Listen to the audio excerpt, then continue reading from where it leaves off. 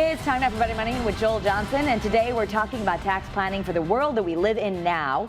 Joel is a certified financial planner and managing partner at Johnson Brunetti, and certainly people with everything going on, things have changed. It's not the way our grandparents did it. It sure isn't the way our grandparents did it, and we're on our own really much more in our retirement because we don't have those pensions, and Social Security isn't as much as maybe we thought it would be, and so on. Okay, so number one, you've got some ideas, and a lot of it depends on your age. You have some advice right now for people. If you're under the age of 50, you want them investing for growth and minimizing current taxes. Correct. So again, what we're talking about here is tax planning, but also saving for retirement. We want to invest for as much growth as possible when we're under 50, but minimize those current taxes. Many times in our 40s and 50s, we're in our peak earnings years. We're paying the most in income taxes that we're ever going to pay as a percentage of our income.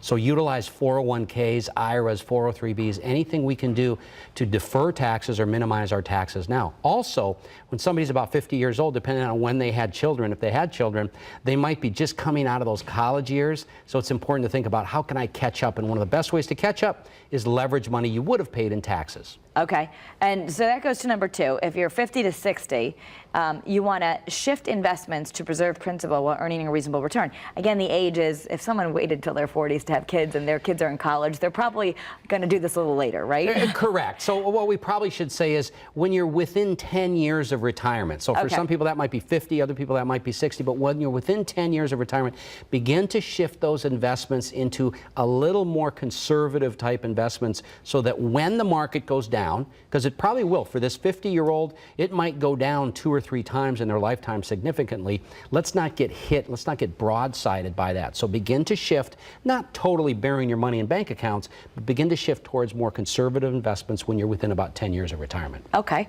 And then if you're 60 and in retirement, or maybe you waited a little longer, but when you're actually in retirement, you want to maximize your income and minimize taxes. Right. And again, minimizing taxes now when you start taking money out, if you're in retirement, means where am I going to take that money from to minimize the taxes? And again, it might mean over your lifetime. So you might pay a little bit more in taxes today if you just retire today, but over your lifetime you're going to pay less by maybe having different tax strategies. Maybe you pay a little more today and a little bit less when you're 70 years old or so. So this really comes into, it's important to get a financial plan that takes taxes into account over your entire lifetime. All right, final point, legacy money. We want to be aware of taxes that you might have to pay if you leave your loved ones money. Right. So once you get to the point where you know you have enough and you're going to pass something on, let's make sure you don't get hit with a bunch of taxes and fees by poor estate planning. And that's the bottom line here.